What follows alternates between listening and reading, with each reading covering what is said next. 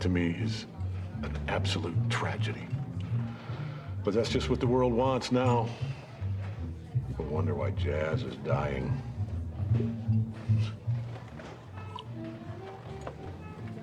I'll tell you, man, and every Starbucks jazz album just proves my point, really. There are no two words in the English language more harmful than good job. Whiplash is one of my favorite movies of all time. It perfectly encapsulates the idea of the overachiever. An overachiever isn't just born, they have to be created. To become an overachiever, one must be molded by extreme pressure. Answer! This is Fletcher, the story's driving force. He's meant to push his students past the point of mediocrity into the category of exceptionally gifted. In his own words, he was there to push people beyond what's expected of them. A necessity, he says, and most people weren't able to comprehend his way of teaching. His methods are crude, to put it lightly. However, there is a method to his madness. Negative reinforcement is his strategy, burning bridges, risking his reputation, and in the end, it worked. At least that's what I like to tell myself. Again, it's a fantastic movie and I loved watching it, but not for the reason you may think. On the surface, Whiplash tells the story of someone breaking past the barrier of good job to become great, but the underlying message is a lot more complex. Whiplash doesn't just want you to become great, it wants you to become great for the sake of everyone else, to become a leader and inspire others to do the same. When Fletcher talks to Andrew, his message and ideals are for the betterment of humanity. He is self-aware in knowing his actions are extreme.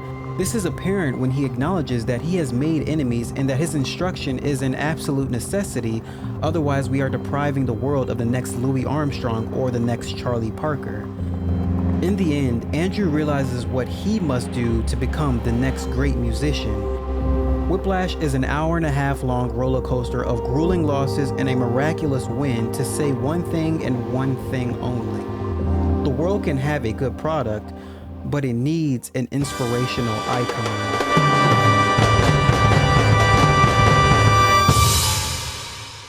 So, what earns a game the title of being an inspirational icon?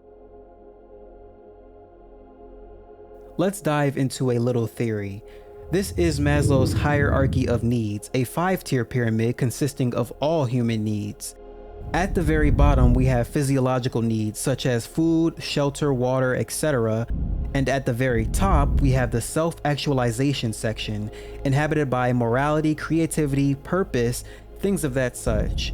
The majority of entertainment, whether that be TV shows, amusement parks, the mall, and most importantly video games, helps a person thrive in the middle tiers of self-esteem and love and belonging. Take a video game tournament for example. Gamers compete against each other to prove who is the best and receive a reward for the first place.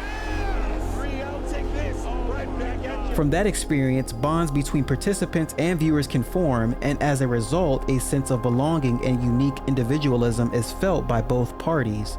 Or another example, such as small communities forming for the love of the medium, discussing the game even after years of its release. And that's where it stops. Games usually don't break past the barrier into self-actualization, and that's where the inspirational icons reside. Let's run a quick exercise. I'm going to either play or show different stimuli, and I want you to guess what the game is based on what you hear or see. Starting with the first. Now the second. Here's number 3.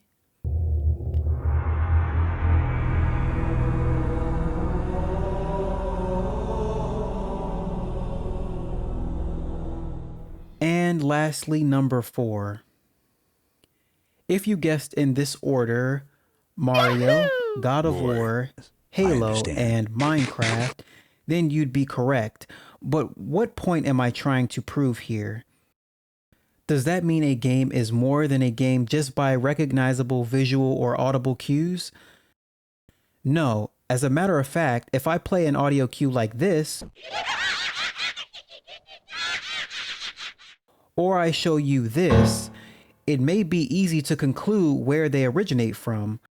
However, ask someone who doesn't play games at all to play the same little game you just played and see what their answers are. If you are lucky, they may guess 1 out of 6 if you include Undertale and Half-Life. The point isn't for them to guess the first 4 correctly, but on the other hand, to recognize the impact of the actual game itself.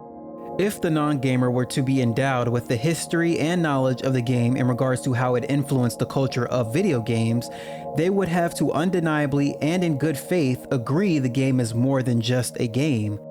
That means a game that rests in the self-actualization section of Maslow's hierarchy must be more than a game. It must have a bigger idea.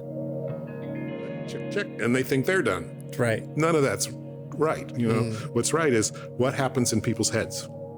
Like, what have we achieved? Like, what's the reputation that we've created through the products we're putting out, like the design of the products, the messaging we're putting out, the look and feel of them, our culture, you know, how does that affect people? How our employees behave, you know, how's that affecting our reputation? All that stuff counts. So it's a big world, and it actually takes in almost all of business.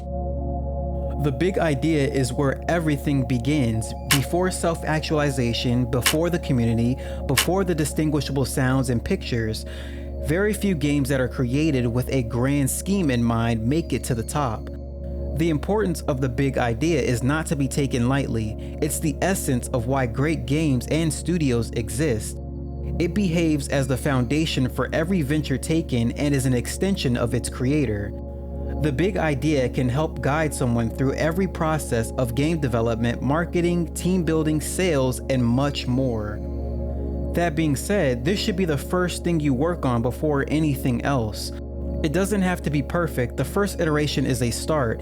As time progresses, the big idea will improve with each change here and there. Once the idea is solidified into something that can be acted upon, it is up to the team to execute upon the idea in the form of the game.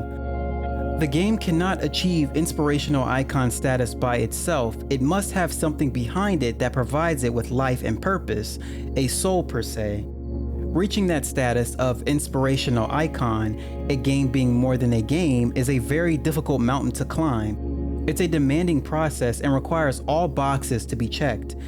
So here are a few ways you can start today on how to begin the fulfilling journey. Number 1 is who, what, why, how, and when. Who are you solving a problem for? What problem are you solving? Why are you solving this problem? How you would like to solve the problem, and how long will it take? This list doesn't have to stay the same. As things move along, you may be inclined to tweak a few things, but the overall song should sing the same tune. After that, you'll want to communicate this throughout each sector that is touched by your hands, specifically the game that is created and the people who play it. If things go well, you'll land right at the top door of Maslow's pyramid. It's wishful thinking. Usually it won't be a result of your first game. Just remember, to reach the highest point, it becomes less about what a game is and more about what it does. If you learned anything new or would like to chat about anything regarding branding or business, be sure to scroll down to the comment section and leave a comment below. What exactly is the purpose for your studio's existence? I am an intelligent gamer. Thanks for watching, and I will see you in the next video.